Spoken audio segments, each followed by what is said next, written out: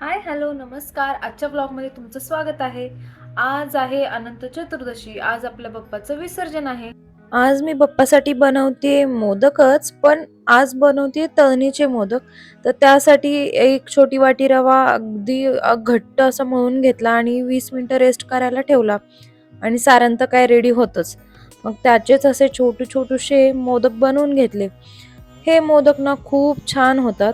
फक्त हे करताना एवढीच काळजी घ्यायची, की जी आपण मोदकाची पारी लाटतो ना, ती खूप पातळ लाटायची. अजिबात जाड ठेवायची नाही. जाड ठेवली, की तळायला थोडासा प्रॉब्लेम होतो किंवा एकसारखे ते तळले जात नाहीत. आणि हे मोदक तळताना ना आपण एकदम लो टू मीडियम फ्लेमवरतीच हे तळून घ्यायचे. म्हणजे असे छान खुसखुशीत मोदक तयार होतात. तुम्ही नक्की ट्राय करून बघा आणि मला कमेंटमध्ये सांगा, की तुमचे मोदक कसे झाले. माझे रेडी झालेले मोदक हे असे काहीसे दिसतायत. आमच्याकडे आज मोदकांसोबतच प्रसादामध्ये असते एक वेगळीच अशी फोडणीची हरभऱ्याची डाळ.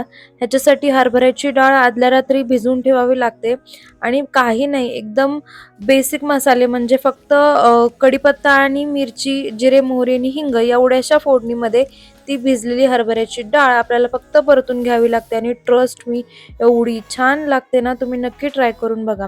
स्वयंपाकात आज होती कढी आणि भेंडीची भाजी. मग स्वयंपाक झाल्यावर मी अशी अनंताची पूजा करून घेतली. तुमच्याकडे असते का अनंताची पूजा? मला नक्की कमेंट करून सांगा आणि ती तुम्ही कशी करता हेही सांगा. मग मी अशी पूजा करून घेतली आणि पूजा झाल्यानंतर आईंनी असा अनंताचा धागा माझ्या हातात बांधला. त्याच्यानंतर मी असं छान नैवेद्याचं ताट रेडी केलं आणि देवांना आणि अनंतांना नैवेद्य दाखवून घेतला. आणि हाच तो क्षण जो कधीच नको यावासा वाटतो. कितीही ठरवलं ना तरी या निरोपाला कंठ दाटून येतोच.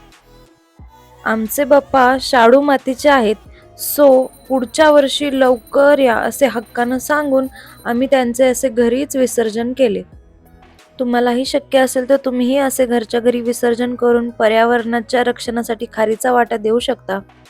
आपण माणसं कोणत्या गोष्टीचा एवढा अहंकार बाळगतो ना, काय माहिती. इथे तर देवालाही शून्यातच विलीन व्हावं लागतं.